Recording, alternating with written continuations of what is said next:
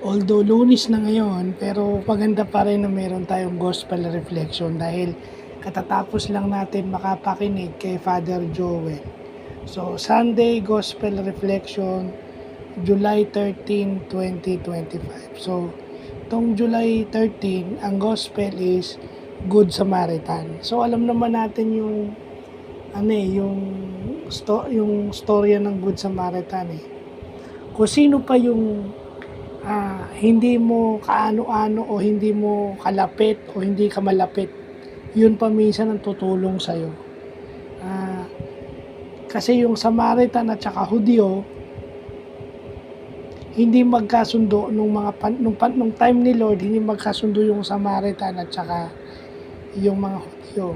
So it points na kung sino pa yung ibang tao, yun pa minsan ang mas nakakaintindi sa mga problema natin. 'Di ba? Kaya nga inaakala ng mga kabataan na sa barkada nila matatagpuan yung kanilang sa barkada nila matatagpuan yung kanilang mga good Samaritan o yung nakakaintindi sa kanila, yung inaakala nilang makakatulong sa lahat ng problema nila. Yun ang maling akala.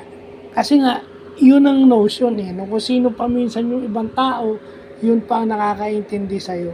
Kung sino pa yung hindi mo kaano-ano, yung pa nakakaintindi sa'yo. Supposedly, dapat pagka mag-anak mo, dapat yun unang tinutulungan mo. Di ba?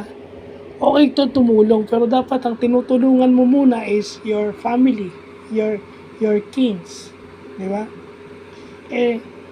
Sumasalamin din yan dito sa pagiging PWD officer natin. Lalo na tinatamaan din pala ako nito. So, bago ako tumulong sa ibang barangay o sa ibang PWD officer, dapat ang unang-una ko munang tinutulungan dito sa barangay namin. So, hanggat nakapwesto ako, hanggat officer ako dito, ito muna dapat ang aking priority. Whether isang tao lang yan, natutulungan mo, 2, 3, for as long na taga Molino 2, kailangan mong tulungan. No? Kasi yun nga sinasabi ni Father Joel kung sino yung minsan, yung kailangan mong tulungan at kailangan mong asikasuhin, nasa harapan mo na. O yun. Yun ang tatandaan natin. Na ang dapat kong tulungan is yung nasa harapan ko na. At ang nasa harapan ko na is mga PWD at seniors ng Molino 2. Kasi may PWD din na senior na, di ba? Di ba? Kahit senior yan, PWD pa rin yan. O kahit mga senior, kailangan lang tulong. At matutulungan natin, tulungan.